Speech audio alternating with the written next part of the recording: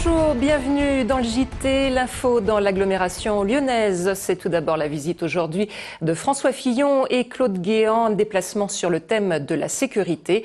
Le Premier ministre et le ministre de l'Intérieur, après une escale au commissariat de Meyzieux, se rendront à l'Institut national de la police scientifique à Écully pour assister notamment à la reconstitution d'une scène d'infraction.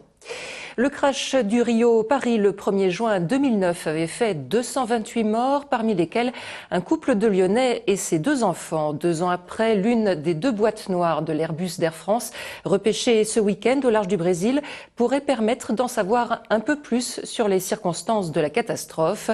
Qu'en pensent les familles des victimes? C'est le 3 questions A posées aujourd'hui à l'un de leurs avocats, Alain Jakubowicz, par Jean-Marc Reffat. Chacune des familles victimes, en tout cas, souhaite la vérité, souhaite que tout soit fait pour connaître la vérité. Et là, il y a une petite lueur d'espoir, une grande lueur d'espoir. Espérons qu'elle ne sera pas déçue. Et la boîte noire qui a été retrouvée à l'heure où nous parlons n'est pas celle qui a enregistré ce qui se passait dans le cockpit et ce qui se passait dans l'avion. Ça, c'est une autre boîte noire qui, à l'heure où nous parlons, n'a pas été retrouvée. Celle qui a été retrouvée, c'est celle des données techniques. C'est-à-dire qu'on va savoir à quelle altitude se trouvait l'avion, à quelle vitesse il croisait au moment de la catastrophe, c'est-à-dire un certain nombre de données qui vont permettre de savoir normalement comment l'avion a chuté. Si les boîtes noires ne sont pas exploitables, alors c'est le travail des experts tel que ce travail a été commencé qui devra être poursuivi, mais qui ne sera pas une certitude absolue. Ça sera des hypothèses avec des degrés de certitude plus ou moins grands. Si les boîtes noires sont exploitables, alors là, le travail des experts sera évidemment singulièrement facilité. À retenir également dans l'actualité la béatification du pape Jean-Paul II hier à Rome, une cérémonie retransmise en direct sur écran géant à la cathédrale Saint-Jean et suivie par quelques 500 fidèles très émus. Beaucoup ont encore en mémoire la visite de Jean-Paul II à Lyon en octobre 1986, un pape qui a marqué son époque. De par sa maladie, il a eu énormément de courage, donc je crois que c'est un exemple pour nous en termes de courage. C'est quand même quelqu'un d'extraordinaire. Il a rassemblé énormément de jeunes autour de lui. Il a invité l'ensemble des religions à venir autour de lui. Il était vraiment un exemple pour toute l'Église, pour le monde entier, et c'est vraiment une figure qui a souffert mais qui a aimé jusqu'au bout. Hier 1er mai, c'était également la fête du travail, mais le traditionnel défilé organisé par les syndicats est loin d'avoir fait le plein. Cette année, à peine 3000 personnes ont manifesté à Lyon entre la place Jean-Massé et la place Bellecour. Gérald Bouchon. Le 1er mai, c'est une date emblématique. C'est la date où il faut venir. Je comprends parfaitement que des gens ne puissent pas faire grève avec les salaires actuels.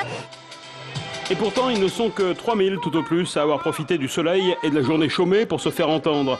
Après 2010, année des retraites, 2011 a eu du mal à mobiliser sur des thématiques plus diffuses.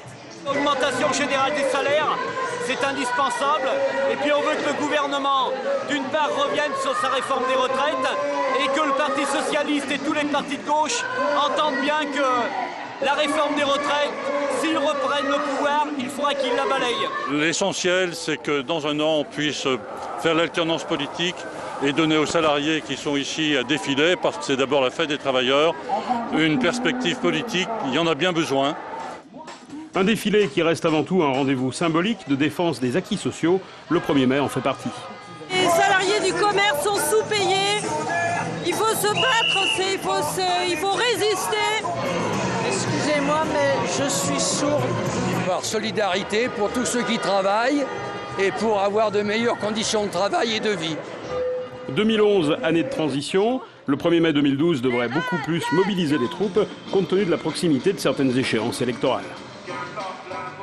Enfin, en football, l'OL a montré ses limites hier soir à Toulouse. 2 buts encaissés et 2 cartons rouges. Le bilan pour les Lyonnais à l'issue de la 33e journée de Ligue 1 est plutôt désespérant. Toujours 3e au classement général, l'OL devra batailler ferme d'ici la fin du championnat pour au moins conserver sa place, synonyme de tour préliminaire en Ligue des Champions. Et c'est la fin de cette édition. À partir d'aujourd'hui, vous retrouvez vos rendez-vous habituels sur TLM. 18h40, la quotidienne présentée par Philippe Montanet. 20h, encore du foot et bien sûr l'info avec dès 17h le 3 minutes chrono. Très bon après-midi sur TLM.